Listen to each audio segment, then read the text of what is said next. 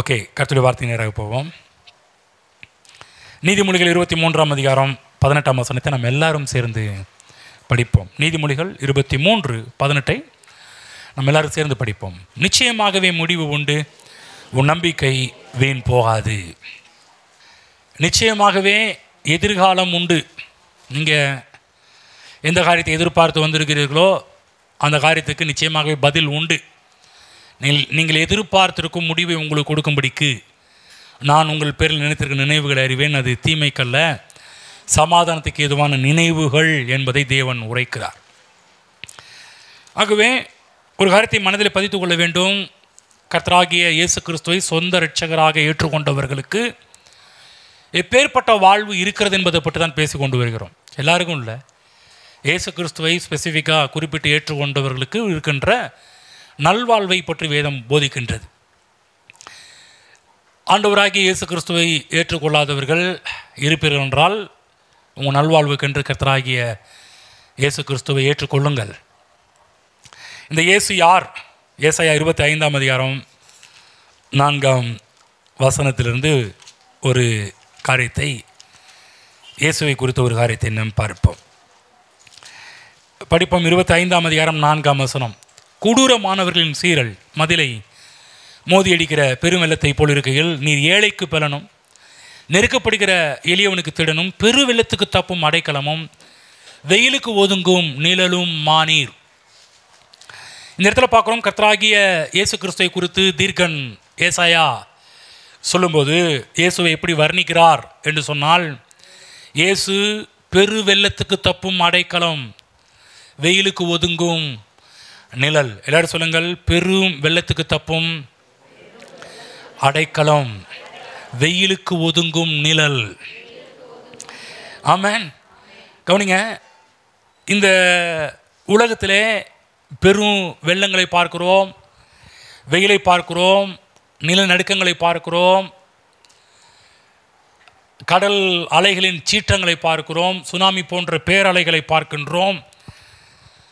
இதெல்லாமே நடக்கும்போது ஒரு 3 வருஷத்துக்கு முன்னாடி வந்த கொரோனா வைரஸை பார்க்குறோம். இன்றைக்கி புதுசாக அவ்வப்போது தோண்டிகிட்டே இருக்குது. ஆனால் பெரிய அளவுக்கு விஸ்வரூபம் எடுக்கிறது கிடையாது. ஒரு 2 மாதத்துக்கு முன்னாடி கூட சென்னையில் எல்லோரும் மாஸ்க் போட ஆரம்பித்தாங்க. அப்போ டக்குன்னு பார்த்தா கடைசியில் மீடியா டக்குன்னு அதை அமைதியாகிருச்சு. அந்த மாதிரி அடிக்கடி டக்குன்னு கொஞ்சம் எழும்புனாலும் அங்கங்கே இப்படி எழும்புனாலும் மக்களுக்கு இதெல்லாம் ஏன் நடக்குது, எதுக்கு நடக்குது, பதில் தெரியாமல் மக்கள் முழித்து கொண்டிருக்கிறார்கள். நல்லா புரிஞ்சுக்கணும், இப்படிப்பட்ட பேர் அழிவுகளால், இப்படிப்பட்ட நஷ்டங்களால் மக்கள் கலங்கி போயிருக்கிறார்கள். உங்களுக்கு தெரியும், இந்த 2 வருஷம் லாக்டவுன் காலகட்டத்திலலாம் எப்படி மக்கள் பதட்டத்தில், பயத்தில், சோர்ந்து போய், கலங்கி போய் எப்படிலாம் மக்கள் இருந்தார்கள் என்பதெல்லாம் பற்றி நமக்கு நல்லாவே தெரியும். அதெல்லாம் நம்ம பார்த்துட்டு வந்தோம். சில பேருக்கு அப்படிப்பட்ட பிரச்சனை என்னன்னு தெரியாது. ஆனால் அப்படிப்பட்ட பிரச்சனையெல்லாம் நம்ம உட்காந்து பார்க்குறதுக்கு, அது ஒரு நாள் 2 நாள் இல்லை, 2 வருஷம் உட்காந்து பார்க்குறதுக்கு தேவன் நல்ல ஒரு தீமையை கூட நன்மையாக மாற பண்ணார். பாருங்க, ஒரு காரியம் மனதில் பதித்து கொள்ளுங்கள். வேதம் சொல்லுகின்றது, இந்த உலகத்தில் நடக்கின்ற எல்லா பேரிடர்களுக்கும், சீரழிவுகளுக்கும், நாசமோசங்களுக்கும் மனிதனின் பாவம்தான் காரணம் என்று வேதம் சொல்லுகிறது. மனுஷனுடைய பாவம். திரும்ப சொல்கிறேன், மனுஷனுடைய பாவம்னு சொன்ன உடனே நல்லா புரிஞ்சுக்க, நம்முடைய பாவம் கிடையாது, நம்ம முப்பாட்டன் ஆதாம் செய்த பாவம். அவர் செஞ்ச பாவத்தினால பிசாசினுடைய அழிவு, நாசம், மோசம் எல்லா காரியத்துக்கும் பார்த்தீங்கன்னா ஒரு கேட்டை திறந்து விட்டுட்டார், ஒரு வழியை திறந்துட்டார். இந்த பேரழிவுகள், பேரிடர்கள் எல்லாம் நம்முடைய வாழ்வில் நடப்பதற்கு ஒரு மிகப்பெரிய ஒரு கேட்டை திறந்து விட்டவர் தான் நம்ம முப்பாட்டன் ஆதாம். அதனால் அவர் கேட்டை திறந்து விட்டதுனால பிசாசு ஈஸியாக உள்ள நுழைந்து நம்முடைய வாழ்க்கையெல்லாம் சீரழித்து, அநேகருடைய வாழ்க்கையை சீரழித்து சின்ன பின்னமாக்கி, எவ்வளோ உயிர்களை வேட்டையாடி, எவ்வளோ நாச மோசங்களை உலகத்துக்கு கொண்டு வந்ததை நம்ம பார்க்குறோம். வேதம் சொல்லுகின்றது, இவ்வளவு நாச மோசத்துக்கு காரணம் பிசாசு என்று வேதம் சொல்லுகின்றது, தேவன் அல்ல. தைரியம் ஊட்டுகின்ற ஒரு நற்செய்தி என்னவென்றால், இந்த பேரிடர்களுக்கும் இந்த விபத்துகளுக்கும் ஆபத்துகளுக்கும் தப்பிக்கொள்ளும்படியான ஒரு வழி இருக்கிறது என்பதுதான் மிகப்பெரிய ஒரு நற்செய்தி. அந்த வழியின் பெயர் கர்த்தராகிய இயேசு கிறிஸ்து, ஆண்டவராகிய இயேசு கிறிஸ்து. இயேசு கிறிஸ்து எல்லா தீமைகளுக்கும் தப்பிக்கொள்ளும்படியான ஒரு வழியாக, ஒரு அடைக்கலமாக இருக்கிறார் என்பதை இங்கே இருக்கிற ஒவ்வொருவரும் புரிந்து கொள்ள வேண்டும். இன்றைக்கு மக்கள் வழியே இல்லைன்னு யோசிச்சுட்டு இருக்கிறாங்க. மிகப்பெரிய பேரிடர்கள், பெரும் வெள்ளம் போன்ற காரியங்கள், சீரழிவுகள் இதெல்லாம் நடக்கும்போது மக்கள் நினைக்கிற ஒரு பெரிய ஒரு காரியம், வழியே இல்லை, இதில் தீர்வே இல்லை, இதில் முடிவே இல்லை. கொரோனா வந்தப்போ கூட லாஸ்ட்டாக ஃபைனல் ஸ்டேட்மெண்ட் என்ன கொடுத்தாங்கன்னா, இது போகாது, நம்ம தான் என்ன பண்ணணும், அதோடு சேர்ந்து வாழ வேண்டும் என்றெல்லாம் கடைசி ஃபைனல் முடிவை கொண்டு வந்தாங்க. அது ஆரம்பத்திலே சொல்லியிருந்தால் கூட நிறைய பேரை காப்பாற்றிருக்கலாம், அதோடய சேர்ந்து வாழ்ந்து வாங்க அப்படின்னு சொல்லியிருந்திருக்கலாம். ஆனால் கடைசியில் சொன்னாங்க முடியாது, அவங்களால வெளியே வர முடியாது, வழி இல்லை, அவங்களுக்கு வழி தெரியாமல் முழிச்சிட்டு இருக்கிறாங்க. வேதம் சொல்கின்றது வழி இருக்கிறது, ஒரே ஒரு வழி, கர்த்தராகிய இயேசு கிறிஸ்து என்பதுதான் அந்த வழியின் பெயர். இயேசு தான் அந்த வழி. இயேசு எல்லா தீமைகளையும் எல்லா ஆபத்துகளையும் தன் மீது ஏற்றுக்கொண்டு பாவத்தின் நிமித்தம் வரக்கூடிய தண்டனையை தன் மீது ஏற்றுக்கொண்டு எல்லா தீமைகளுக்கும் தப்புகின்ற ஒரு அடைக்கலமாக இயேசு கிறிஸ்து இன்றைக்கு நமக்கு இருக்கின்றார். இன்றைக்கி நம்ம எடுத்த திருவிருந்து அதுதான் காமிக்குது. இந்த திருவிருந்து என்ன தெரியுங்களா? உனக்கு வரக்கூடிய தண்டனை, உனக்கு வரக்கூடிய பேரழிவு, பேரிடர், பெருவெள்ளம், இது எல்லாத்துக்கும் பைபிளில் போடப்பட்டிருக்குது. அதற்கு தப்பும் அடைக்கலம் கிறிஸ்து இயேசு. ஆமென். இப்போ அந்த அடைக்கலத்துக்கு வரக்கூடிய பொறுப்பு ஒவ்வொரு மனிதனுக்கும் நியமிக்கப்பட்டிருக்கிறது. இதோ வாசற்படியில் நின்று தட்டுகிறேன், ஒருவன் என் சத்தத்தை கேட்டு திறந்தால் அவனிடத்தில் வந்து அவனோடு நான் போஜனம் பண்ணுவேன், அவனும் என்னோடு போஜனம் பண்ணுவான். இந்த உலகத்திலேயே மனிதனை மனிதனாக மதிக்கிற ஒரே கடவுள் கர்த்தராகிய இயேசு கிறிஸ்து. மனுஷன் தேவனாகிய கிறிஸ்து திறந்த வீட்டில் நாய் போடுற மாதிரி வரவர் கிடையாது. பிசாசு தான் அப்படிப்பட்டவன். திருடவும் கொல்லவும் அழிக்கவும் அவன் உள்ள வரான், வேறொன்றுக்கும் வரான் என்று போடப்பட்டிருக்குது. ஆனால் இயேசு கிறிஸ்து ஜென்டில், அவர் தட்டுறார். அவர் டக்குன்னு உள்ள வரல, நீ திறந்து கொடுத்தானா உள்ள வரன்னு சொல்லி மனுஷனை மதிக்கிற தெய்வமாக இருக்கின்றார். நம்ம தான் வரணும், நம்ம பொறுப்பு, நம்ம இன்சார்ஜ். அது சுவிசேஷம் அறிவிக்கப்படும் போது சுவிசேஷத்தை நெக்லெக்ட் பண்ணலாம், இல்லை சுவிசேஷத்தை ரிசீவ் பண்ணலாம். அதை ஒதுக்குறதும் அதை ஏற்றுக்கொள்வதும் நம்முடைய பொறுப்பாக இருக்கின்றது. பாருங்க, எல்லாருக்கும் தெரியும் இடித்தாங்கினா தெரியுமா? இடித்தாங்கி என்று சொன்னால் ஒரு மின்னல் அடிக்கும்போது விஞ்ஞானிகள் சொல்கிறாங்க, கட்டுக்கடங்காத ஒரு அழிவின் வல்லமை அந்த இடியில் உருவாகிறதுன்னு சொல்கிறாங்க. அந்த கட்டுக்கடங்காத ஒரு அழிவின் வல்லமை ஒரு மரத்தின் மீது பட்டுச்சுன்னா அந்த மரமே பட்டு போயிடுது. அந்த இடி ஒரு ஆடு மேலேயோ ஒரு மாடு மேலேயோ பட்டுச்சுன்னா அது அப்படியே செத்து போயிடுது. மனுஷன் மேலே பட்டால் கூட அப்படியே செத்து போயிடுறான். அந்த இடி ஒரு பில்டிங் மேலே போட்டுச்சுன்னா அந்த பில்டிங்கே இடிஞ்சு போயிடுது. சில இடத்துல சொல்கிறாங்க, சில இடத்துல பார்த்தீங்கன்னா பெரும் பிளப்பெல்லாம் உண்டாகும்போது, பிளப்பெல்லாம் உண்டானது குறித்து ஆராய்ச்சி பண்ண சொல்கிறாங்க. இந்த பெரும் பிளவு எப்படி வந்து தெரியுங்களா? இந்த இடி இடித்து வந்துச்சுங்க. அந்த இடி, அந்த பெரும் காரியம், அழிவின் சக்தியும் அது அந்த பூமியில் விழும்போது அப்படியே பூமியை பிளக்குது. அந்த மிகப்பெரிய ஒரு பள்ளத்தை உருவாக்குது, மிகப்பெரிய ஒரு பெரிய ஒரு காரியத்தை அந்த இடத்துல பண்ணி வச்சுட்டு போகுது, இடியினுடைய வேலை. ஆனால் அப்பேற்பட்ட அழிவின் காரியத்தை கொண்டு வரக்கூடிய அந்த இடியவையே ஒவ்வொரு வீட்லேயோ பில்டிங்லேயோ ஒவ்வொரு டவர்லேயோ அந்த இடி தாங்கி வைப்பாங்க. எவ்வளவு பவரில் அந்த அழிவின் சக்தி வந்தாலும் அவ்வளவு பவரை தனக்குள்ளே இழுத்து கீழே கொண்டு போயிடுதுன்றாங்க இடி தாங்கி. சில சொல்லுவாங்க, இந்த பில்டிங் இடி தாங்கி இருக்குதா, அந்த கட்டடத்துக்கு இடி தாங்கி இருக்குதா, இந்த டவருக்கு இடி தாங்கி இருக்குதா, எல்லாம் இன்றைக்கெல்லாம் பெரிய பெரிய அப்பார்ட்மெண்ட், பெரிய பெரிய டவர் வைக்கிற எல்லாம் பார்த்தீங்கன்னா இந்த இடி தாங்கின்ற ஒரு காரியத்தை வைக்கிறாங்க. ஏன்னா பெரிய நாசமோசம் உருவாகக்கூடாது என்பதற்காகவே. நான் சொல்ல தேவ பிள்ளைகளே, இப்படி தான் இடி என்று சொல்வது பல விதங்களில் வெளிப்படுகின்றது. அப்படி வெளிப்படுகின்ற ஒரு காரியம் பார்த்திங்கன்னா, அப்படி வெளிப்படுகின்ற அழிவின் அந்த மின்னல், அந்த இடியவே பார்த்திங்கன்னா இடிதாங்கி ஒன்று என்று சொல்லக்கூடிய தாங்கி தனக்குள் வாங்கி அதை எப்படி இழுத்து கொள்கின்றதோ அதே போல தான் கர்த்தராகிய இயேசு கிறிஸ்துவும் இந்த உலகத்தில் மனிதன் மீது வரக்கூடிய அழிவு, மனிதன் மீது வரக்கூடிய பேரழிவு, மனிதன் மீது வரக்கூடிய பேரிடர்கள் எல்லா காரியத்தையும் கர்த்தராகிய இயேசு கிறிஸ்து அவர் தன் மீது வாங்கி கொண்டார். ஆமென். மனுஷனுக்கு வரக்கூடிய தண்டனையை அவர் தன் மீது வாங்கி கொண்டார். மனுஷனுக்கு வரக்கூடிய ஆக்கினையை அவர் தன் மீது வாங்கி கொண்டார். ஆமென். பைபிளில் போடப்பட்டது மனு வர்க்கத்தின் மீது வரக்கூடிய எல்லா தண்டனை அக்கிரமத்தை அவர் சுமந்தார். அவர் மீறுதலுக்கு உட்பட்டார். எல்லா அழிவின் சக்திக்கும் தப்புகின்ற அடைக்கலமாகின்ற கிறிஸ்து இயேசு நமக்கு இருக்கின்றார். ஆமென். இன்றைக்கி உங்களுக்கு நமக்கு வரக்கூடிய இந்த உலகத்துக்கு வரக்கூடிய எல்லா காரியத்தையும் அவர் எடுத்துக்கிட்டாரு. நான் சொல்கிறேன், இந்த உலகத்துக்கு வந்தால் கூட அது எனக்கு வராது. ஏனென்றால் நான் கிறிஸ்துவுக்குள்ளாக அந்த கிறிஸ்து என்ற அடைக்கல பட்டணத்துக்குள்ளே இருக்கிறேன், கிறிஸ்துவுக்குள் இருக்கிறேன். எனக்கு என்னுடைய அழிவு, எனக்கு வரக்கூடிய எல்லாவற்றையும் அவர் எடுத்துக்கொண்டார். இனிமேல் நான் அழிவுக்குரியவன் அல்ல. இப்போ நம்முடைய வேலை இயேசுவுக்குள் வர வேண்டியது நம்முடைய வேலை. ஆமென். ஒவ்வொரு நாளும் அவருக்குள் தஞ்சம் புகுந்து விடுங்கள். ஒவ்வொரு நாளும் அவருக்குள் ஓடுங்கள். ஒவ்வொரு நாளும் அவருக்குள் வந்து விடுங்கள்.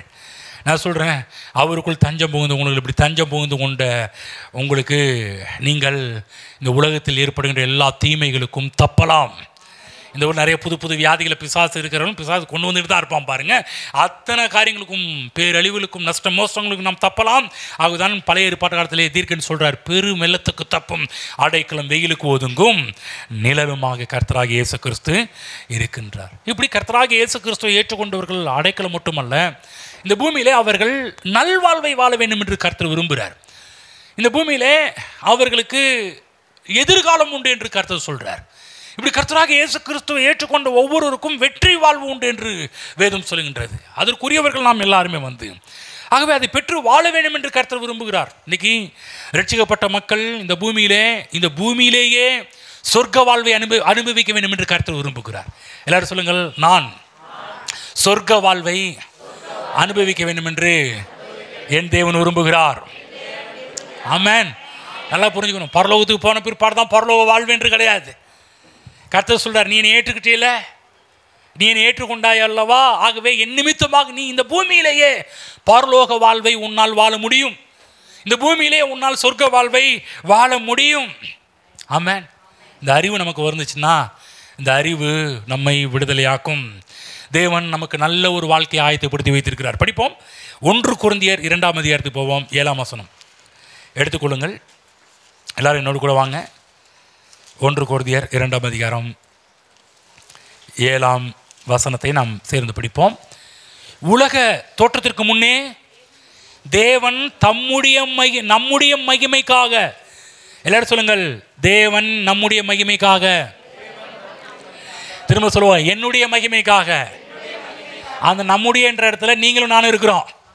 சொல்லுங்க, எங்க பக்கத்து சொல்லுங்க, ஏங்க அந்த நம் யார் தெரியுமா? அதில் நானும் இருக்கிறேன். ஆமென். இப்போ கவனம், இப்போ அந்த கண்ணோட்டத்தில் பாருங்கள். இப்போ சொல்லுங்கள், என்னுடைய மகிமைக்காக ஏற்படுத்தினதும் மறைக்கப்பட்டதுமாக இருக்கிற ரகசியமான தேவ ஞானத்தை பேசுகிறோம். ஆமென். திரும்ப படிக்கிறேன். அதை பிரபுக்களில் ஒருவனும் அறியவில்லை, அறிந்தார்களானால் மகிமையின் கர்த்தரை அவர்கள் சிலுவையில் அறைய மாட்டார்களே. எழுதியிருக்கிறபடி தேவன் தம்மில் அன்பு கூறுகிறவர்களுக்கு ஆயத்தம் பண்ணினவைகளை கண் காணவும் இல்லை, காது கேட்கவும் இல்லை, அவைகள் மனுஷனுடைய இருதயத்தில் தோன்றவும் இல்லை. இந்த இடத்துல போடப்பட்டிருக்கு, கவனமாக கேளுங்க. தேவன் தம்மில் அன்பு கூறுகிறவர்களுக்கு, தம்மை நேசிக்கிறவர்களுக்கு,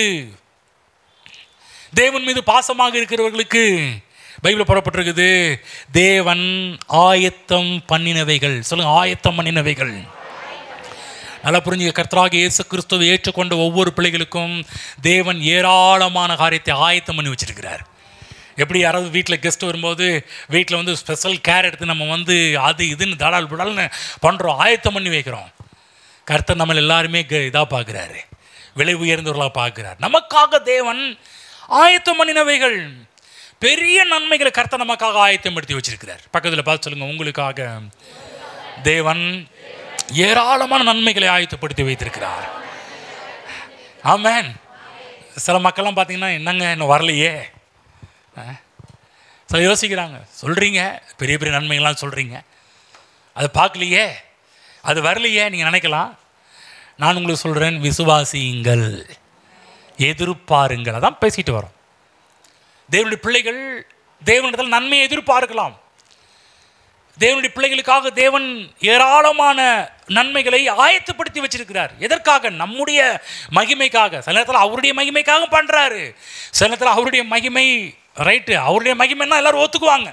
சரிங்க, அவருடைய மகிமை, அவர் மகிமைப்படுறாரா, ஓகே.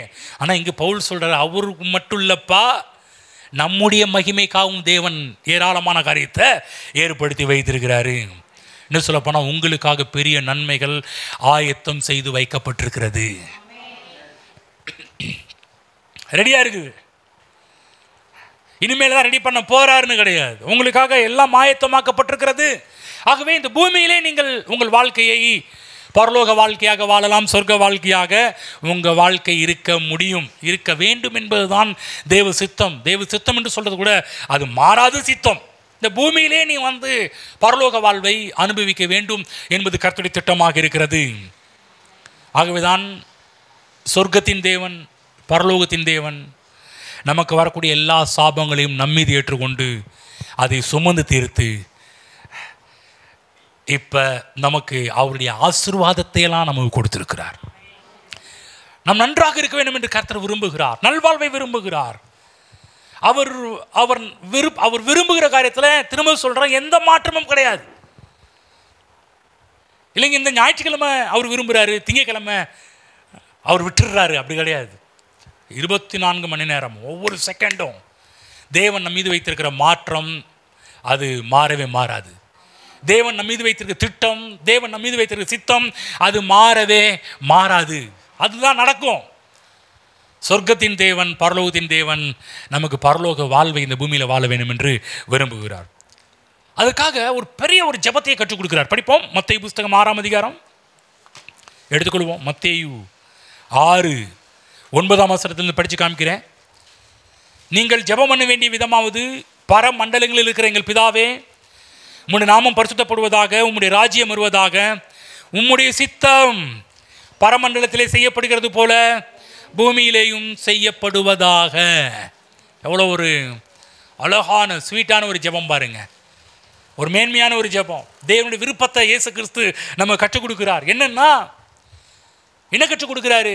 எப்படி ஜெபம் பண்ண சொல்லி கற்றுக் கொடுக்குறாருனா, ஆண்டவரே எங்கள் வாழ்க்கை இந்த பூமியிலே ஒரு பரலோக வாழ்க்கையாக மாறுவதாக என்று சொல்லி ஜெபம் கற்றுக் கொடுக்கிறார். அதாவது உங்களுடைய சித்தம் பரலோகத்தில் செய்யப்படுவது போல பூமியிலே செய்யப்படுவதாக. என்ன அர்த்தம்?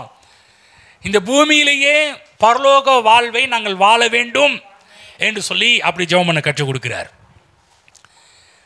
ஒரு காரியம் சொல்கிறேன், சீசர்கள் போய் ஆண்டவர்கிட்ட போய் கேட்டாங்களா? அவங்க ஜெபம் பண்ண கேட்டாங்க. ஆனால் இப்பேற்பட்ட ஒரு கிரேட்டான ஒரு பெரிய ஒரு காரியத்தை போய் கேட்டாங்களா? ஆண்டவரே இந்த மாதிரிலாம் அப்படியே கேட்டாங்களா?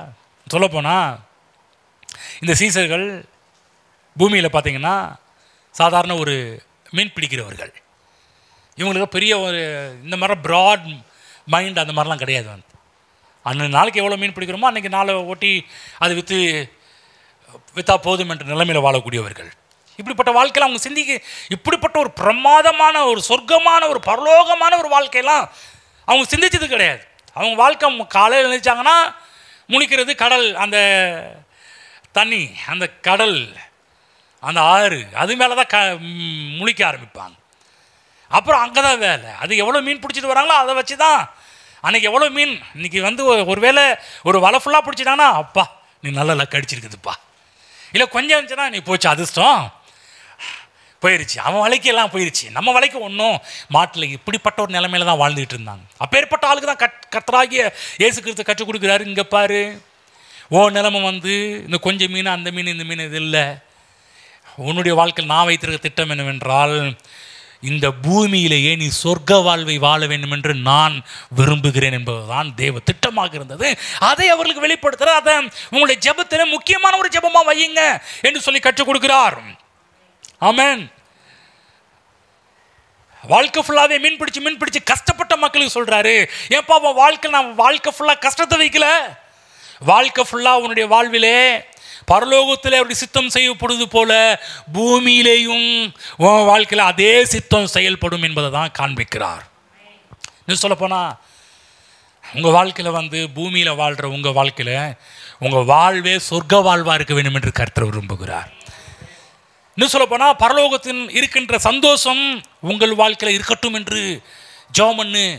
பரலோகத்தில் இருக்கிற சமாதானம் உன்னுடைய வாழ்க்கையில் இருக்கட்டும் என்று ஜெபம் பண்ணு.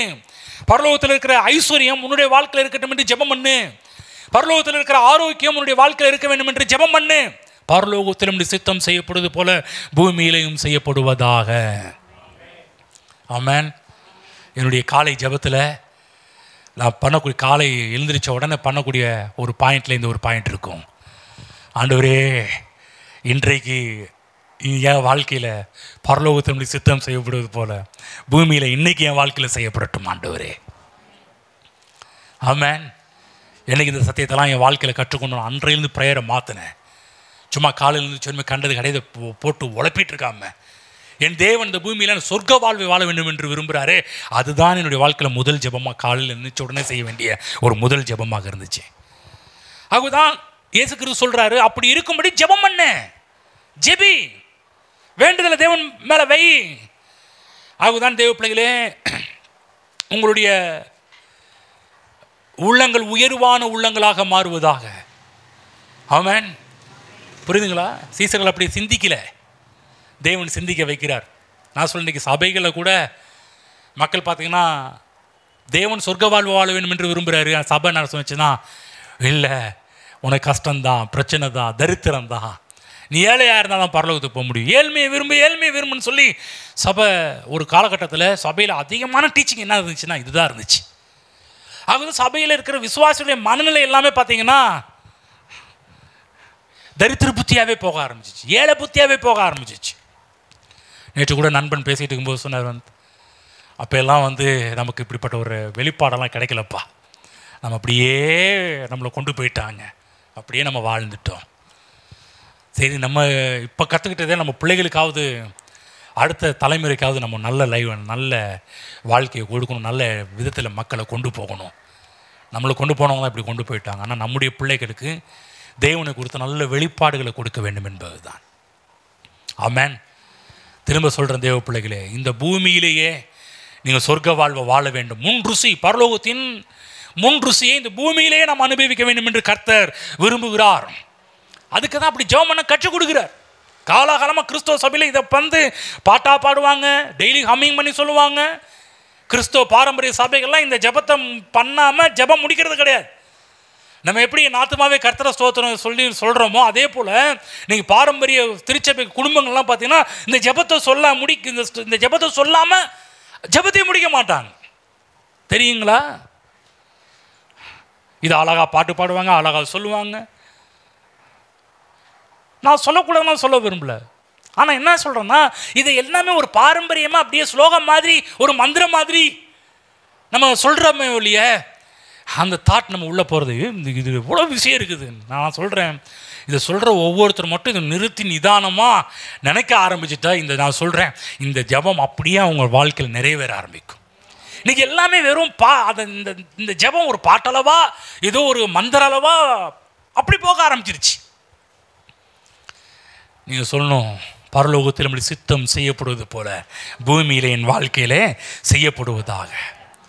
இயேசு கிறிஸ்துவை சொந்த இரட்சகராக ஏற்றுக்கொண்ட ஒவ்வொருடைய வாழ்வும் சொர்க்கமாக இருக்க வேண்டும் என்று கர்த்தர் விரும்புகிறார். நிறைய பேர் சொல்கிறாங்க, என் வாழ்க்கையே நரகமாக இருக்குதுங்கய்யா அப்படின்றாங்க. ஏன்? அவங்க மனதில் விதைக்கப்பட்ட விதைகள் அப்படி, கற்றுக்கொண்ட விதங்கள் அப்படி, அவங்க முன்னாடி இருந்து சொல்லிக் கொடுத்த ஆட்கள் அப்படி சொல்லிக் கொடுத்ததுனால தான் அவங்க அதை பிலீவ் பண்ணி நம்பி அப்படியே போக ஆரம்பிச்சுட்டாங்க. நான் சொல்கிறேன், இயேசு கிறிஸ்துவை ஏற்றுக்கொண்ட ஒவ்வொருடைய வாழ்வும் இந்த பூமியிலேயே சொர்க்க வாழ்வாக இருக்க வேண்டும் என்று கர்த்தர் விரும்புகிறார். ஆமென். நம்ம அநேக சின்ன திட்டங்களை உடையவர்களாக இருக்கிறோம். நீ கர்த்தர் சொல்கிறாரு, அந்த சின்ன திட்டத்தெல்லாம் தூக்கி போட்டுட்டு சொர்க்க திட்டத்தை உன் மனதில் கொண்டு வா, பரலோக திட்டத்தை உன் மனதில் கொண்டு வா, இது உன் ஜெபமாக மாற்று. படிப்போம், சங்கீதம் 31:19 படிப்போம், எடுத்துக்கோங்க எல்லாரும் சேர்ந்து. அந்த வசனத்துக்கு நேரம் நம்ம போவோம். 19, உமக்கு பயந்தவர்களுக்கும் மனுபுத்திரருக்கும் முன்பாக நீர் உண்டு பண்ணி வைத்திருக்கிற உம்முடைய நன்மை எவ்வளவு பெரிதாய் இருக்கிறது. நீர் உண்டு பண்ணி, சொல்லுங்க, உண்டு பண்ணி. உண்டு பண்ணினா அவரே தயாரிச்சு, அவரே உருவாக்குன, அவரே ஆயத்தம் செய்து கவனமாக, தேவன் நமக்காக உண்டு பண்ணி வைத்துக்கிற அவருடைய நன்மை, சொல்ல நன்மை, சொல்லுங்க குட்னஸ், நன்மை எவ்வளவு பெரிதாக இருக்கிறது. நான் சொல்ல இந்த பெரிதான நன்மை இந்த பூமியிலே நீங்கள் பெற்று வாழ வேண்டும் என்பது கர்த்தருடைய திட்டமாக இருக்கிறது. சீசர்கள் இவைகளை அறிந்து ஜெபிக்க வேண்டும் என்று கர்த்தர் விரும்புகிறார். இன்றைக்கு அதே தேவன், இன்றைக்கு நாம் அவருடைய சீசர்களாக இருக்கிறோம், நாமும் அப்படிப்பட்ட ஜெபத்தை செய்ய வேண்டும் என்று தான் கர்த்தர் விரும்புகிறார். ஒன்று தெரியுங்களா, நம்ம சும்மா இருந்தால் இதெல்லாம் நடக்கவே நடக்காது. இல்லைங்க, கர்த்தருக்கு தெரியாதா, அவருக்கு தெரியாதா? சில பேர் இப்படிப்பட்ட ஜெபத்தை பண்ணுறது கிடையாது. சில நேரத்தில் மக்கள் ஜெபமே பண்ணுறது கிடையாது. இந்த ஜெபம் பண்ணாத அந்த ஆசாமிங்கெல்லாம் சொல்கிற ஒரு காரியம் என்ன தெரியுங்களா, அவருக்கு தான் எல்லாம் தெரியல பிரதர், என் வாழ்க்கையில் நான் என்ன சொல்ல போகிறேன்னு எல்லாமே அவருக்கு தெரியும், அப்புறம் இதுக்கு நான் ப்ரேயர் பண்ணணும். எவ்வளோ முட்டாள்தனமாக இருக்கிறாங்க பாருங்கள். அதாவது ஜெபம் வேணான்னு சொல்கிற ஆட்கள் பிடிக்கிற வசனமெல்லாம் இதான். அப்புறம் எதுக்குங்க வேதத்தில் ஜெபத்தை பற்றி அவ்வளோ பேசியிருக்கணும்?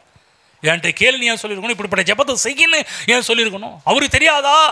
அவர் பார்த்துக்குவார், நான் ஏன் ஜெபம் பண்ணணும்? கவனமாக கேளுங்க.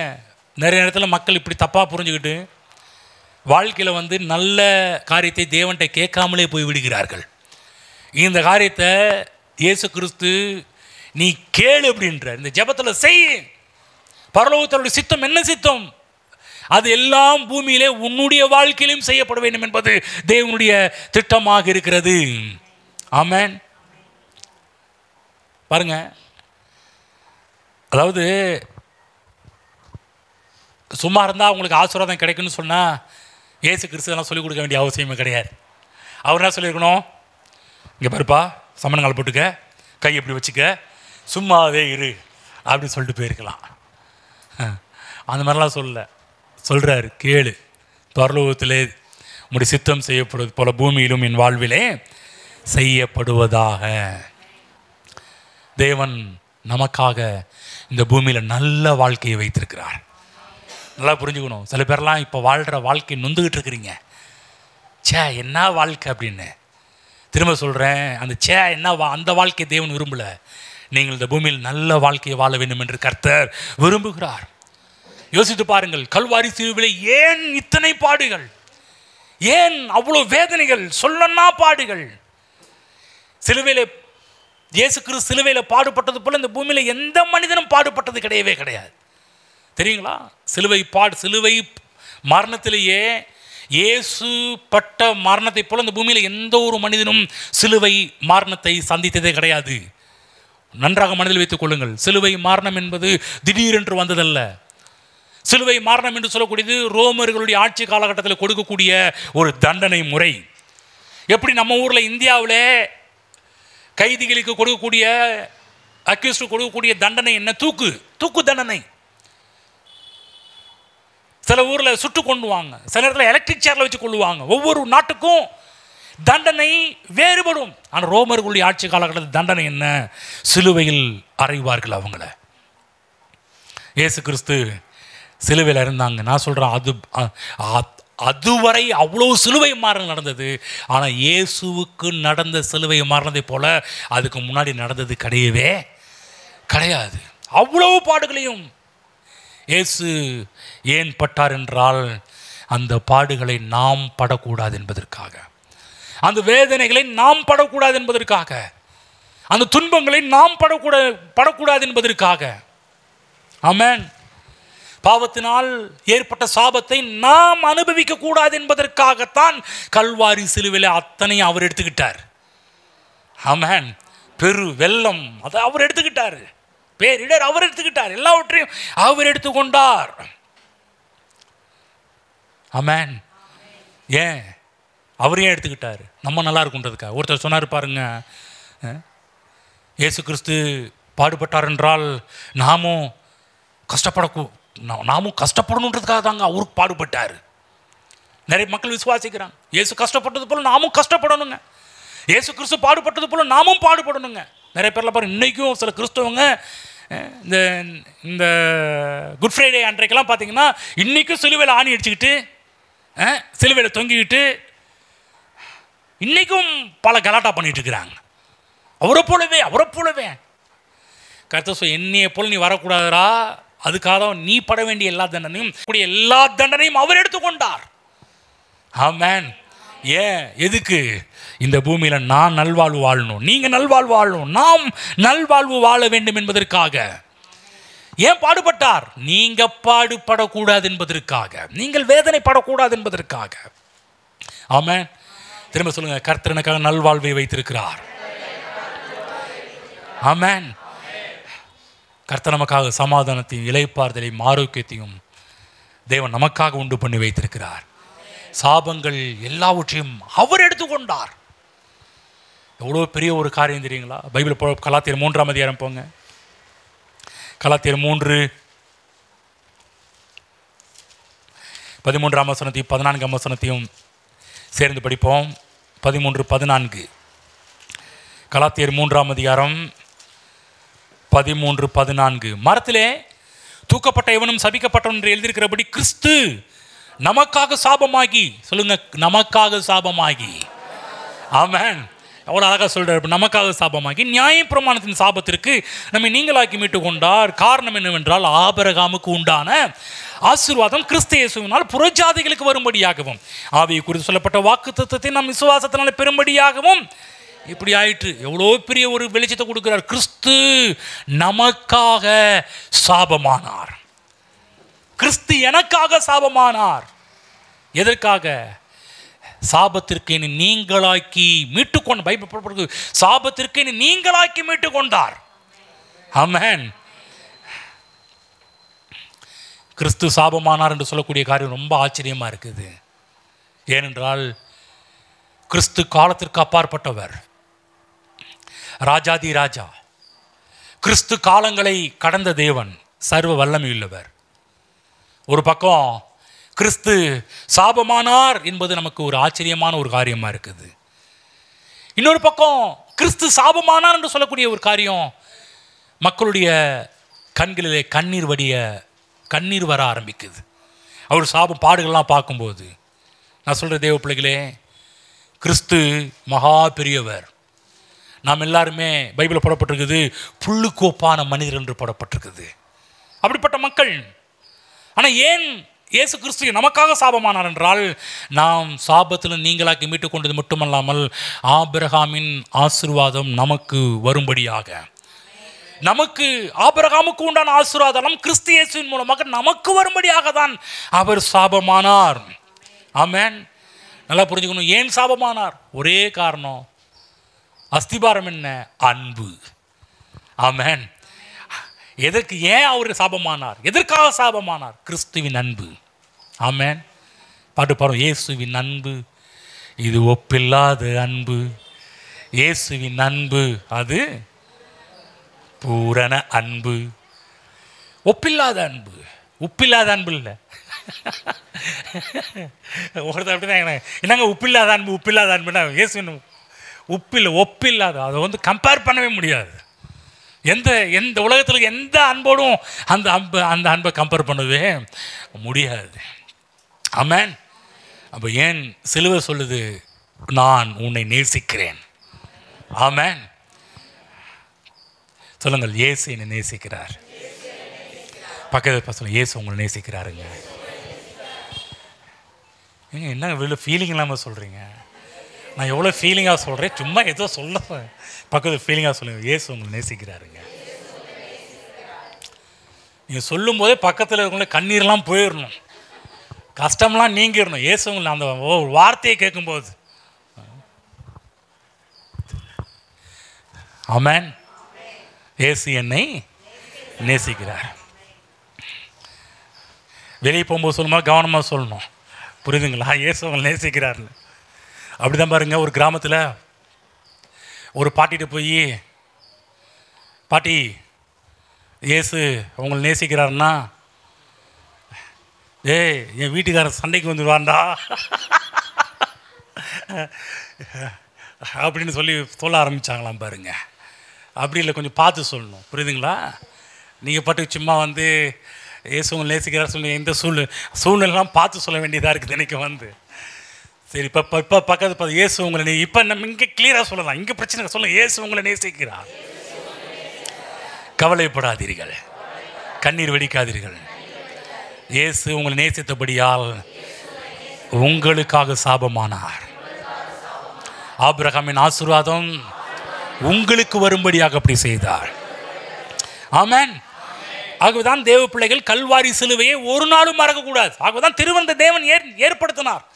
என்னை நினைவு கூறும்படி ஏன் இதை செய்யுங்கள் என்று சொன்னார். ஒரே நோக்கம், கல்வாரி அன்பை மறந்துவிடக்கூடாது என்பதற்காக தான். அப்போ இன்னும் சொல்ல போனால் நம்முடைய வாழ்க்கையின் மையத்தில் இந்த சிலுவை இருக்கணும், கல்வாரி இருக்கணும், கிறிஸ்து இருக்க வேண்டும்.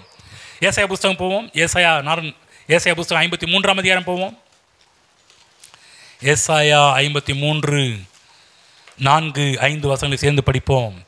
எல்லா இடத்துக்குள்ளும் சேர்ந்து படிப்போம். மெய்யாகவே அவர் நம்முடைய பாடுகளை ஏற்றுக்கொண்டு நம்முடைய துக்கங்களை சுமந்தார். நாமோ அவர் தேவனால் அடிபட்டு வாதிக்கப்பட்டவர் என்று சிறுமைப்பட்டவர் என்று எண்ணினோம். என்னுடைய மீறுதல் நிமித்தம் அவர் காயப்பட்டு என்னுடைய அக்கிரமத்தின் நிமித்தம் அவர் நொறுக்கப்பட்டார். எனக்கு சமாதானத்தை உண்டு பண்ணும் ஆக்கினை அவர் மேல் வந்தது.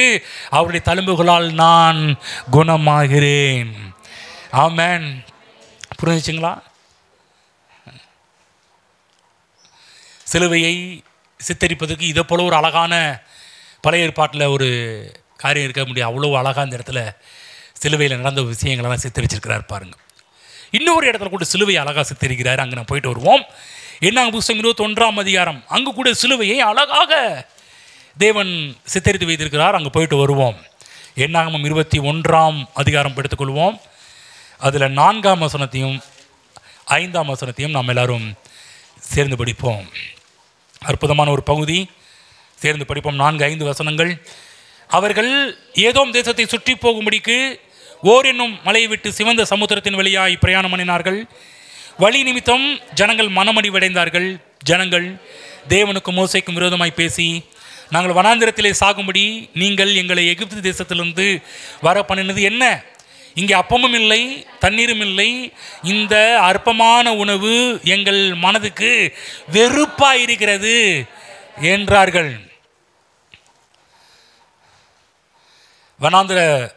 இஸ்ரவேலருடைய வனாந்திர பயணத்திலே ஒரு இக்கட்டான சூழ்நிலையை சந்திக்கிறார்கள்.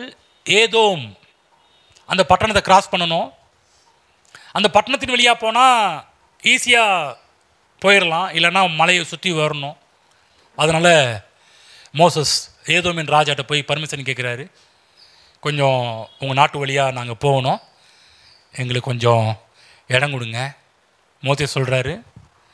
அவன் பிளான் என்ன, இவங்க மிருக ஜீவன்களோடு வராங்க இல்லையா, அதனால் அவங்க தானியம் எப்போதுமே நம்ம மாடு கொண்டு போனாலே கண்டிப்பாக பக்கத்தில் வயலில் டக்குன்னு உள்ளே இறங்கிடும் பாருங்கள். ஆனால் மோசஸ் சொல்கிறாரு, எங்கள் ஆடாவது மாடாவது நாங்கள் நடந்து போகிற பகுதியில் வயல் இருந்துச்சுன்னா எங்கள் வயலில் போகாத அளவுக்கு நான் பார்த்துக்கிறேன் அப்படின்றார். எந்த அளவுக்கு கொஞ்சம் ஹானர் பண்ணி பேசுகிறார் பாருங்கள். அது மட்டும் இல்லை, மோசஸ் சொல்கிறாரு, எங்கள் ஆட்கள் உங்கள் ஊரில் இருக்கின்ற எந்த மரத்தில் வளர்கிற கனியை கூட பறித்து சாப்பிட மாட்டாங்க. எவ்வளோ ஸ்ட்ரிக்டாக சொல்கிறாரு பாருங்க. பேசுகிறார், எங்கள் மக்கள் தொட மாட்டாங்க.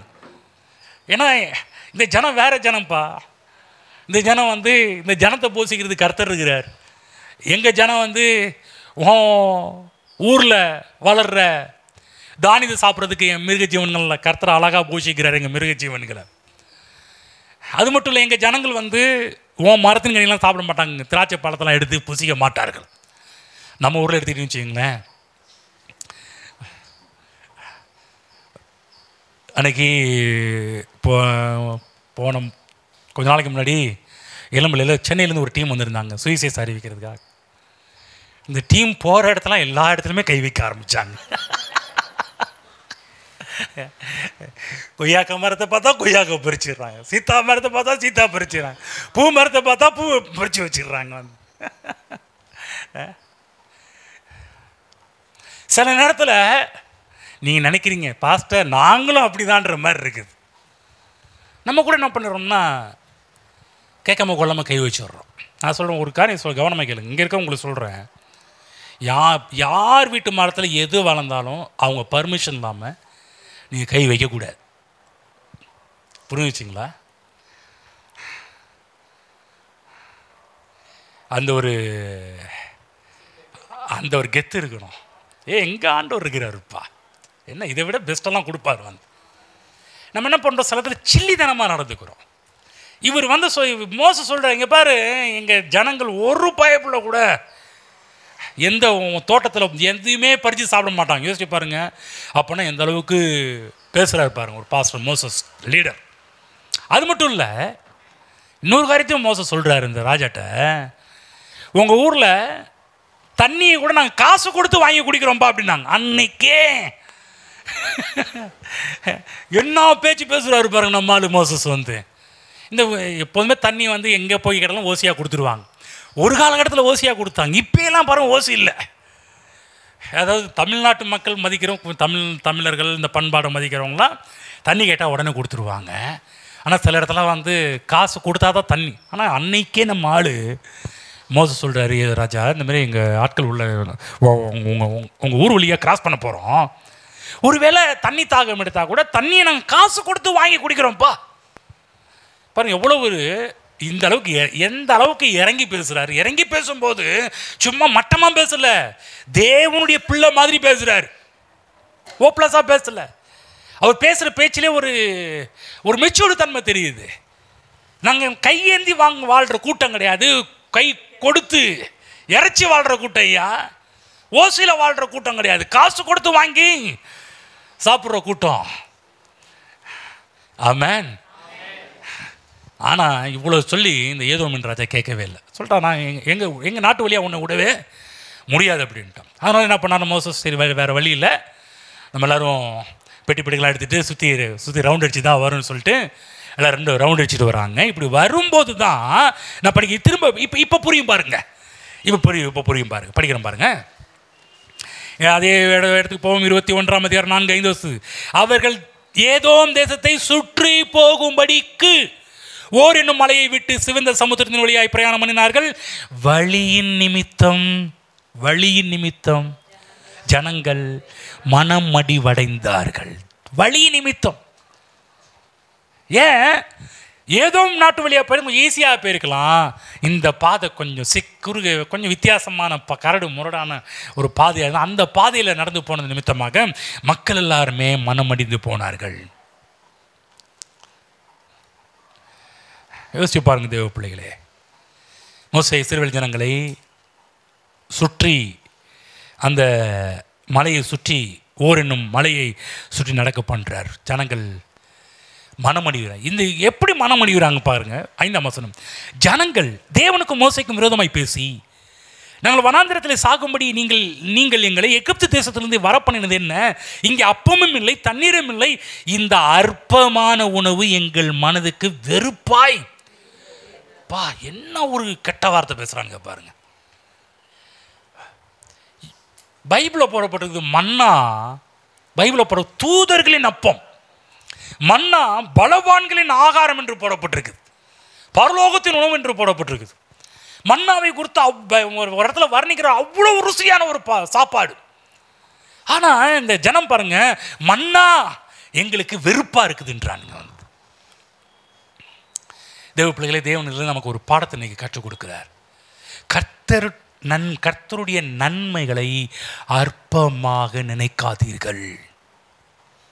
இந்த மன்னாவை கொடுத்தது யார்? கர்த்தர். நான் சொல்ற கர்த்தர் அவருடைய பிள்ளைகளுக்கு நல்லா புரிஞ்சுங்க, ஒஸ்ட்டோ கொடுக்கவே மாட்டார். தேவன் அவருடைய பிள்ளைகளுக்கு சிறப்பானதை கொடுக்கிறவர், நன்மையானதை கொடுக்கிறவர், பெஸ்டானதை கர்த்தர் கொடுக்கிற தேவன். இங்க இருக்கிற யாருக்கும் ஒஸ்டானதையோ கெட்டுப்போனதையோ தப்பானதையோ தேவன் கொடுக்கிறது கிடையவே கிடையாது. நன்மைகளை கொடுக்கிற தேவன், நல்வாழ்வை கொடுக்கிற தேவன். ஆனால் இவங்க என்ன பண்ணுறாங்க? தேவன் கொடுத்த அந்த நன்மைகளையே வெறுப்பாக பார்க்குறாங்க.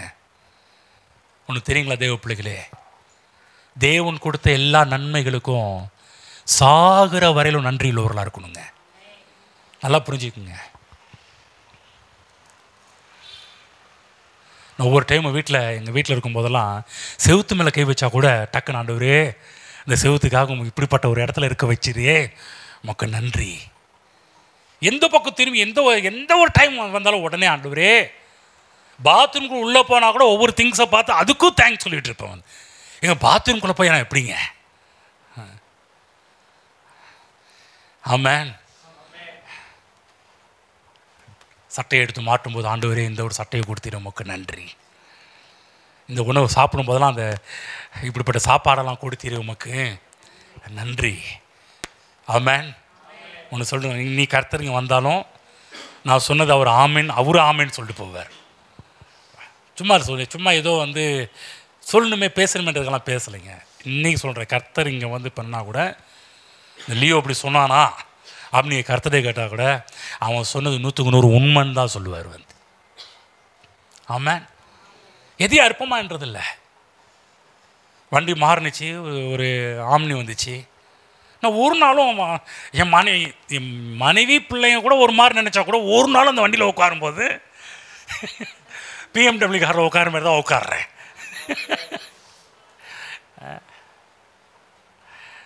ஒரு நாள் பாருங்க அவ்வளோ மகிழ்ச்சியாக தான் ஓட்டுறேன், சந்தோஷமாக தான் ஓட்டுறேன். இதை கர்த்தர் நீர் கொடுத்தீரே. நல்லா புரிஞ்சுக்க தேவ பிள்ளைகளை, தேவன் கொடுத்த எல்லா நன்மைகளுக்கும் வாழ்நாள் முழுவதும் இங்கே இருக்கிற நாம் நன்றியுள்ளவர்களாக இருக்கணும். நல்லா புரிஞ்சுக்கணும். இன்னைக்கு கர்த்தர் உங்களுக்கு கொடுத்தது எல்லாம், இன்னைக்கு உங்களுக்கு கிடைச்சது எல்லாமே கர்த்தர் கொடுத்தது. புரியுதுங்களா? எதையுமே அற்பமாக எண்ணாதீங்க. இவங்க சொல்கிறாங்க மன்னா எனக்கு வெறுப்பாக இருக்குது, அற்பம், அது வந்து ஒரு தப்பாக நினைக்கிறாங்க. இன்றைக்கெல்லாம் தேவன் உங்களுக்கு கொடுத்த எல்லா நன்மைகளுக்காக நன்றி சொல்கிறீங்களோ, நான் சொல்கிறேன் அங்கே இன்னும் அதிக நன்மைகள் உருவாவதை பார்க்க ஆரம்பிப்பீர்கள். ஆமாம். எந்த வீடாக இருக்கட்டும், ஆண்டவர் இந்த வீட்டில் என்னை வச்சுருக்கிறீங்களே உங்களுக்கு நன்றி ஆண்டவரே. வீட்டை குறித்து புலம்பாதீங்க, ஐயோ இந்த வீட்லையா, இந்த வீட்டை கொடுத்தீர உமக்கு நன்றி ஆண்டவரே. இந்த ஒரு மனைவியை கொடுத்தீங்க உமக்கு நன்றி, இந்த ஒரு கணவனை கொடுத்தீர உமக்கு நன்றி, இந்த பிள்ளைகளை உமக்கு கொடுத்தீர உமக்கு நன்றி. ஆமென். புரிஞ்சிச்சிங்களா? இந்த வேலையை கொடுத்தீங்களே உமக்கு நன்றி ஆண்டவரே. எந்த பக்கம் திரும்பினாலும் உங்கள் வாயில் தேவனுக்கு நன்றி தான் வரணும். நன்றி ஆண்டவரே. ஒரு நாளும் சாப்பாட்டு விஷயத்தில் என் மனைவிட்ட ஒரு நாளும் குறை சொன்னது கிடையாது. ஏன் குறை சொன்னது கிடையாதுன்னா, என் மைண்டு ஃபுல்லாக எது கொடுத்தாலும் கர்த்தர் கொடுக்குறாரு எனக்கு. ஆமென். இன்றைக்கி போய் கேட்டு பாருங்கள், சாப்பாட்டு விஷயம்னு வரும்போது ஒரு நாளும் என் சின்ன பையன் பெரிய பையன் கூட இதுவா அதுவா, இன்றைக்கி இதுவா அதுவான்னுவான். நான் ஒன்றும் இதை கர்த்தர் கொடுத்த ஸ்தோத்திரம் மட்டும் தின்றா, ஸ்தோத்திரம் மட்டும் சாப்பிடு. என்ன இது அப்படிதான். செல்ஃபோன் ஒன்று அவன் ஒரு ஐஃபோன் எதிர்பார்த்தான் இருக்கிறது, அது செல்ஃபோன் தூக்கி போகணும். இது என்ன இது திட்டிகிட்டே இருப்பேன், இதையாவது கர்த்தரை கொடுத்த ஸ்தோத்திரம் பண்ணு. ஆமென். புரியுதுங்களா என்ன சொல்கிறேன்னு? எதையுமே அற்பமாக எண்ணாதீர்கள். தேவன் திரும்ப சொல்கிற இந்த மன்னா இவன் வெறுப்புன்னா, நான் கேட்குறேன் மன்னா வெறுப்பான உணவா? இல்லைங்க, தூதர்களுடைய அப்பம் பலவானின் ஆகாரம் என்று போடப்பட்டிருக்குது, அருமையான சாப்பாடு என்று பைபிளில் போடப்பட்டிருக்குது. திரும்ப சொல்கிறேன், தேவன் நமக்கு நல்வாழ்வு சிறந்ததை தான் தேவன் நமக்கு கொடுக்கின்றவர். ஆகவே எப்போதுமே உங்களுக்கு கொடுத்த எல்லா பொருள்களுக்கும் நன்றி சொல்ல ஆரம்பிச்சிருங்க. அங்கு உங்களுக்கு உங்கள் வாழ்க்கையில் ஏற்பட்ட எல்லா பிரச்சனைகள் அகல்வதை பார்க்க ஆரம்பிப்பீர்கள், விலகுவதை பார்க்க ஆரம்பிப்பீர்கள். ஒரே ஒரு காரணம், நன்றி சொன்னால் விலகும். நீங்கள் முறுமுறுத்திட்டே இருந்தீங்கன்னா நான் சொல்கிறேன், அந்த பிரச்சனை இன்னும் அதிகமாகி தான் போகும், தீர்வே கிடைக்காது, விடுதலையே கிடைக்காது, நிம்மதியே வராது. ஆனால் நன்றி சொல்லி ஸ்தோத்திரம் பண்ணி பாருங்கள், அந்த எந்தெந்த பிரச்சனை இருந்தீங்களோ அந்தந்த பிரச்சனையிலெல்லாம் நீங்கள் விடுதலை அடைவதை நீங்கள் பார்க்க ஆரம்பிப்பீர்கள். ஆமென். கர்த்தர் கொடுத்த இந்த சிறந்த உணவு அவர்கள் பார்வைக்கு வெறுப்பாக இருக்குது. வந்து இன்னும் சொல்லப்போனால் இப்படி பேசுகிறவங்க கர்த்தரை கடுப்பேற்றுற மாதிரி பேசுகிறாங்க, கர்த்தரை கோபப்படுத்துகிற மாதிரி பேசுகிறாங்க. ஒன்று தெரியுங்களா? இப்படி கர்த்தர் கொடுத்த எல்லா ஒரு காரியத்தையும் நீங்கள் வந்து ஒரு வெறுப்பாக பார்க்க ஆரம்பிச்சுன்னு வச்சுங்களேன், நல்லா கவனமாக கேளுங்க, நீங்கள் கர்த்தரை ஒரு விதத்தில் கோபப்படுத்துகிறீர்கள்.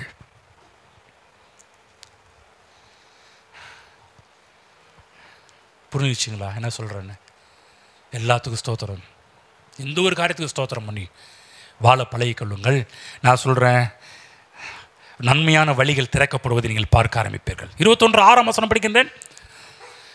அப்பொழுது கர்த்தர் கொள்ளிவாய் சர்ப்பங்களை ஜனங்களுக்குள்ளே அனுப்பினார், அவைகள் ஜனங்களை கடித்ததினால் இஸ்ரவேலருக்குள்ளே அநேக ஜனங்கள் செத்தார்கள்.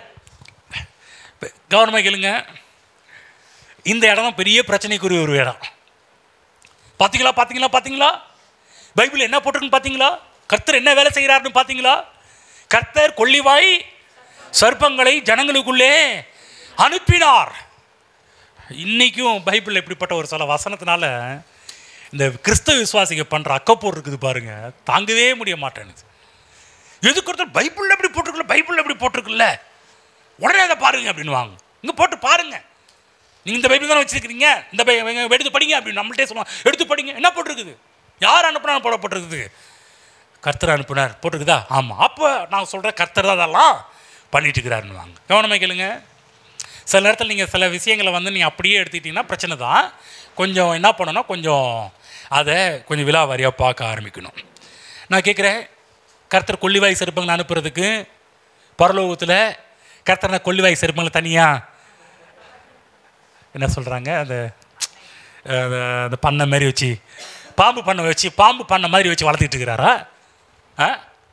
ஒவ்வொரு டைம் இழக படுறா, இவன் வந்து பண்ணிட்டு இருக்கிறான், என்னை வந்து நான் கொடுத்ததை வந்து இவன் என்ன திமிரு,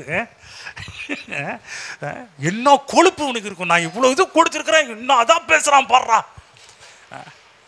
சில பேர் கோவப்பட்டு நம்ம அடுத்தது வீட்டில் மட்டும் சாப்பாட்டில் உங்கள் மனைவி திட்ட ஆரம்பிக்கும், அடுத்த டைம் கொஞ்சம் காரம் அதிகமாக வரும். இங்கே இருக்கிற சொல்ல நாங்களாம் அப்படி கிடையாது பாஸ்டர் அப்படின்றாங்க. இருந்தாலும் கவனமாக கேளுங்க, தேவன் அப்படி கிடையாது என்பதை புரிந்து கொள்ளுங்கள். திரும்ப சொல்கிற, தேவன் கொள்ளிவாய் சர்ப்பத்தெல்லாம் அனுப்பி பரலோகத்தில் கொள்ளிவாய் சர்ப்பத்தையாக வச்சுட்டு இருக்கிறார்.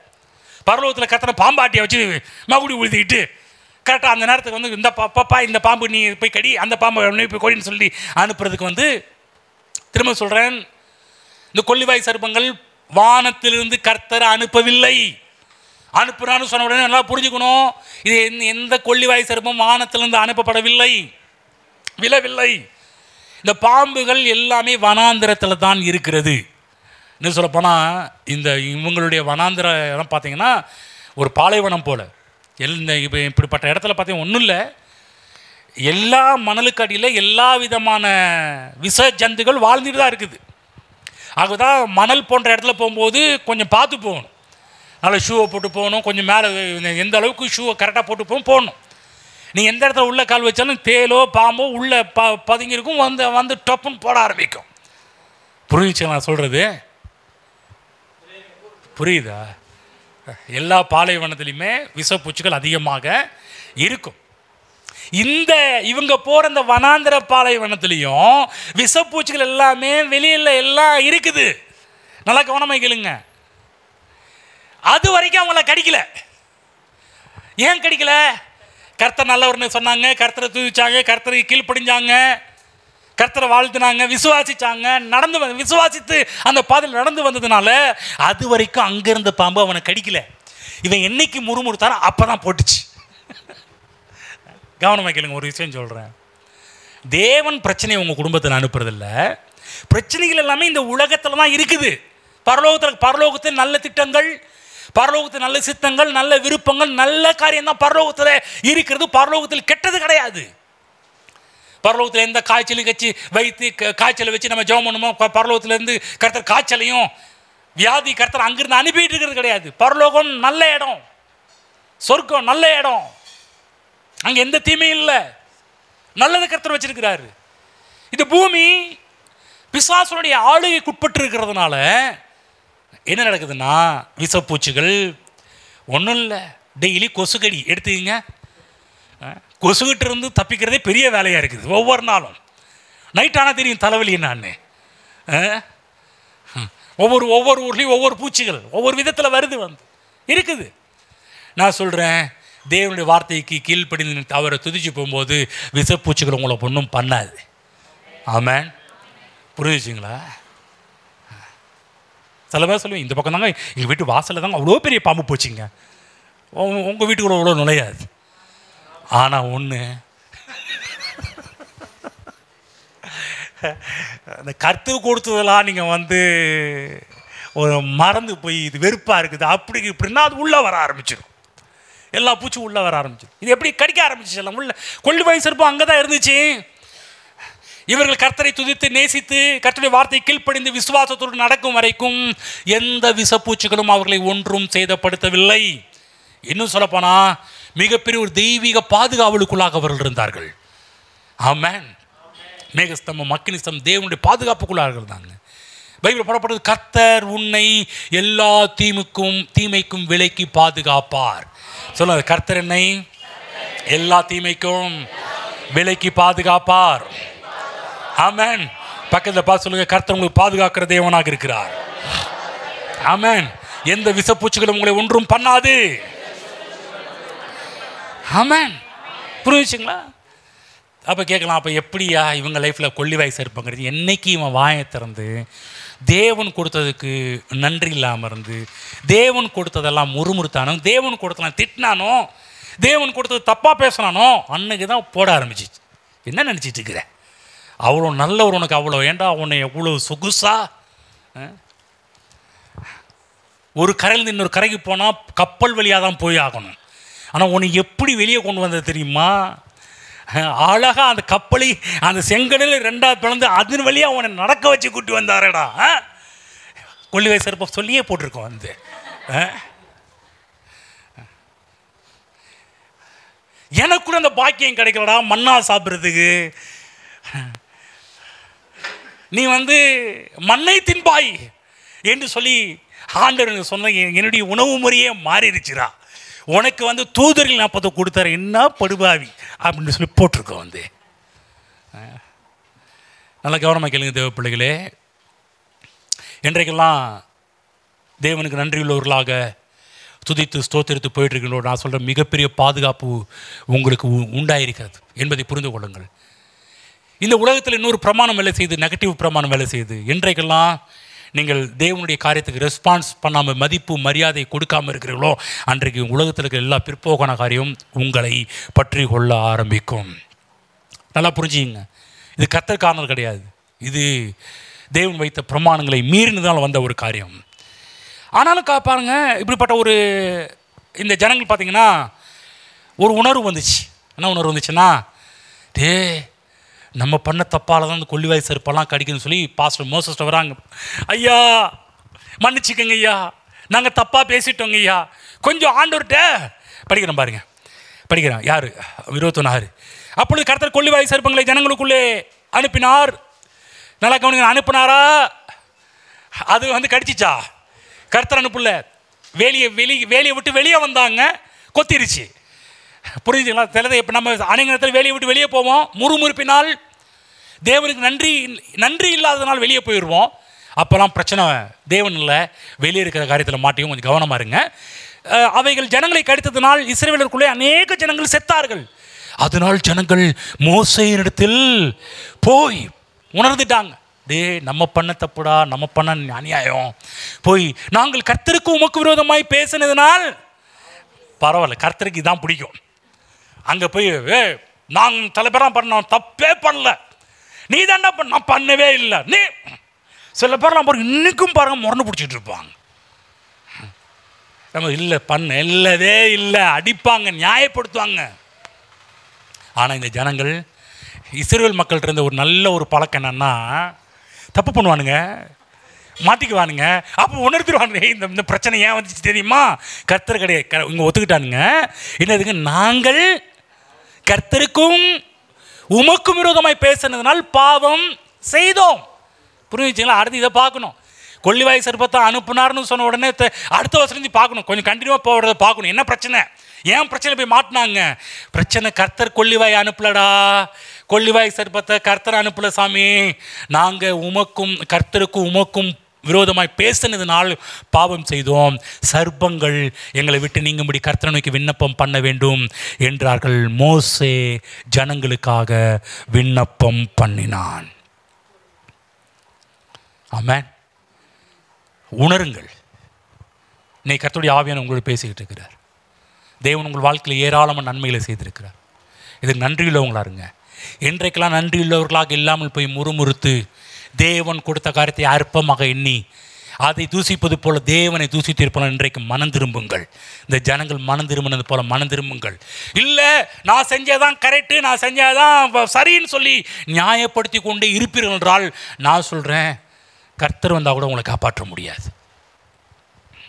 தேவனுக்கு பிடிச்சதெல்லாம் சரண்டர், ஒத்துக்கொள்கிறதான் தேவனுக்கு பிடிக்கும். ஆமென். புரியுதுங்களா? பாவியாக என்மேல் கிருபையாயிரும். அதுக்கு முன்னாடி ஒருத்தன் சொன்னான், ஆண்டவரே நான் வாரம் தவறாமல் சர்ச்சுக்கு போயிடுவேன், நல்லா ஜெபம் பண்ணுவேன், நல்லா பாட்டு பாடுவேன், நல்லா காணியை கொடுப்பேன், தசமபாகலாம் கரெக்டாக கொடுத்துருவேன். அது எப்படி அவனுக்கு கரெக்ட் லிஸ்ட்டெல்லாம் போட்டான். அதெல்லாம் பெருசாக எடுத்துக்கல. ஒருத்தன் சொல்கிறான், பாவியாக என் மேல் கிருபையாயிரும். ஆமென். அவன் அவ்வளோ தப்பு பண்ணாலும் சுய நீதியால் நிறைந்தவனாக இருந்தான். இவன் சுயநீதி இல்லை, ஆண்டவரே நான் நீதியே இல்லாமல் இருக்க உங்கள் நீதியால் என்னை தரிப்பியும்.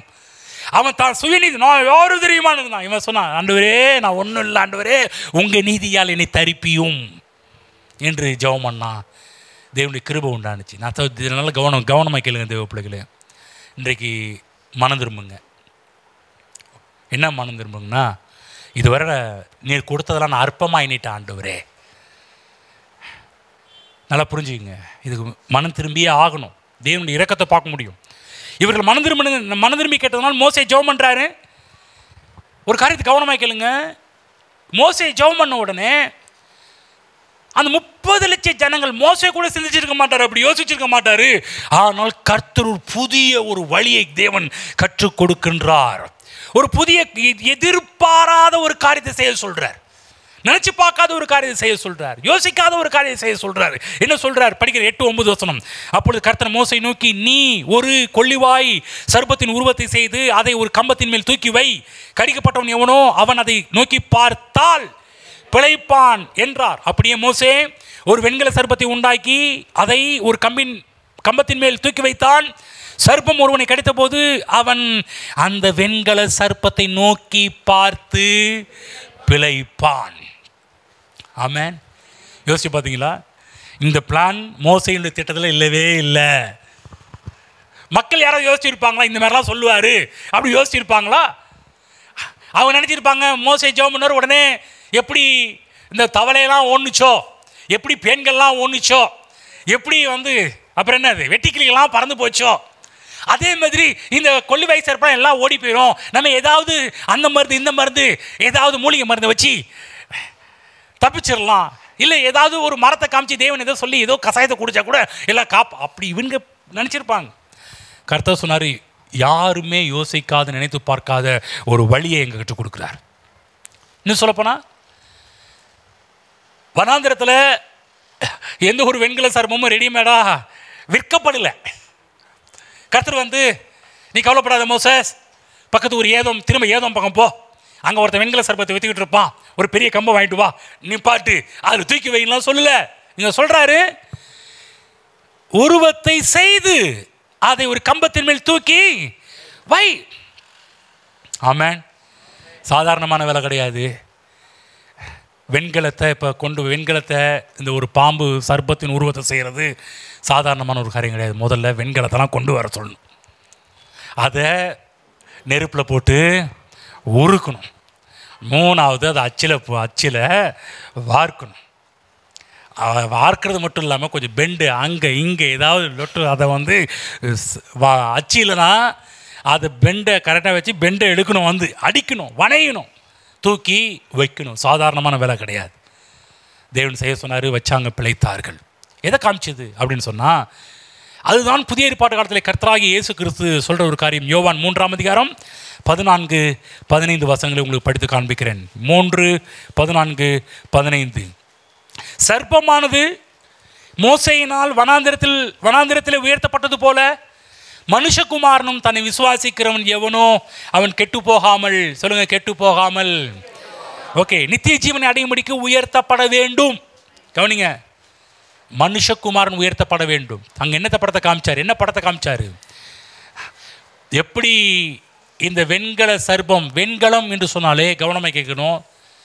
வெண்கலம் எபிரேயத்தில் எதற்கு இணையாக சொல்லப்பட்ட ஒரு அர்த்தம் என்றால், நியாய தீர்ப்புக்கு இணையாக சொல்லப்பட்ட ஒரு வார்த்தை வெண்கலம். அப்போ அந்த வெண்கலத்தின் மீது அடி நொறுக்குதல் வரும்போது நியாய தீர்ப்பு. அதே போல தான் கர்த்தராகிய இயேசு கிறிஸ்துவின் மீது நியாய தீர்ப்பு வந்தது. ஆமென்.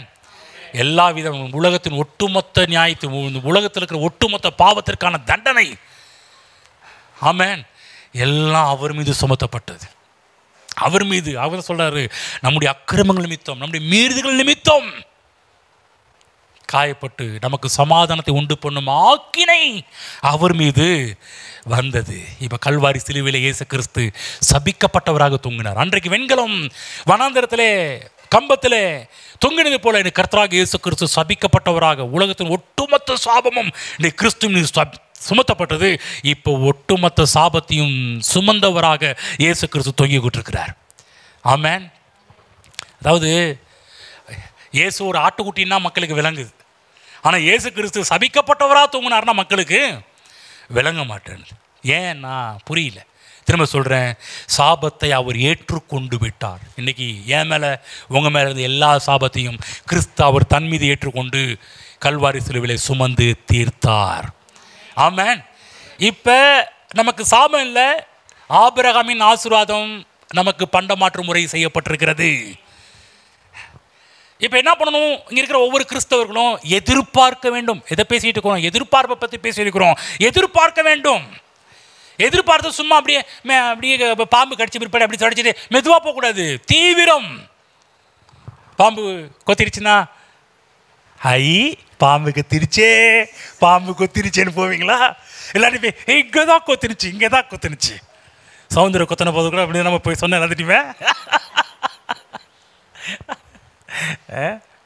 யாராவது எப்படி சொல்லுவீங்க? எப்படி இருப்பீங்க? அப்பா அந்த இடத்துல எவ்வளோ பதட்டம், தீவிரம், வேகம், அவசரம், எவ்வளோ அப்படியே பார்த்தீங்கன்னா இருக்கிற ரத்தம் அப்படியே வேகத்தில் ஏறி ஏறி இறங்கிட்டு இருக்கோம். தீவிரம். எவ்வளவு சீக்கிரம் அந்த வெண்கல சர்பத்தை அவங்க ரெடி பண்ணணும், கம்பத்தில் தூக்கி வைக்கணும். அது யாரெல்லாம் பார்க்குறாங்களோ பிழைக்க முடியும். நான் சொல்கிறேன், இயேசுவை நோக்கி பாருங்கள், கல்வாரியை நோக்கி பாருங்கள், அவர் வார்த்தையை நோக்கி பாருங்கள். நான் சொல்ல தீர்வு அவருடைய வார்த்தையில் இருக்குது, கல்வாரியில் இருக்குது. சிலுவையை உயர்த்துங்கள். ஆமென். சிலுவை இல்லாமல் மீட்பு இல்லை. நமக்காக அடிக்கப்பட்டார், நம்முடைய அக்கிரமங்கள் நிமித்தம் அவர் காயப்பட்டு, நம்முடைய மீறுதல் நிமித்தம் அவர் நொறுக்கப்பட்டார். நமக்கு சமாதானத்தை உண்டு பண்ணும் ஆக்கினை அவர் மீது வந்தது. அவருடைய தழும்புகளால் நாம் குணமாகிறோம். எழுந்து நிற்போம். தேவன் நமக்கு நம்முடைய கற்பனைக்கு எட்டாத திட்டங்களை தேவன் வைத்திருக்கிறார். இவைகளை எதிர்பார்த்து நம்முடைய வாழ்வில் நிறைவேறட்டும் என்று விசுவாசியுங்கள்.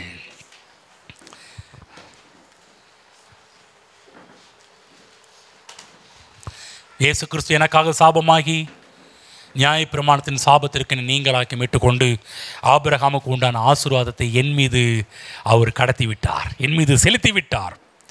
ஆகவே மகத்தான நன்மைகள் உங்கள் வாழ்வில் நடக்கும் என்று எதிர்பாருங்கள். ஆமென். சொல்லுங்க பக்கத்தில், நன்மைகள் உண்டாகும் என்று எதிர்பாருங்கள். ஆமென். ஒரு நாளும் முறுமுறுக்காதீங்க, இந்த மக்களை போல போயிடாதீங்க. ஒவ்வொரு நாளும் ஒரு தேங்க்ஸ் கிவிங், நன்றி மனப்பான்மையினால் நிரம்பி வாழுங்கள். ஆமென். ஏதோ சும்மா தேங்க்யூ உணர்ந்து சொல்லுங்க கர்த்தருக்கு நன்றிகளை. உள்ளத்தின் ஆழத்திலிருந்து கர்த்தருக்கு நன்றிகளை சொல்லுங்க. நம்ம துதிப்போன்னு சொன்னால் எல்லாம் அமைதியாக இருக்கிறீங்க சர்ச்சில், அப்படி இருக்காதீங்க. துதிங்கன்னு சொன்னால் சத்தத்தை உயர்த்தி துதியுங்க.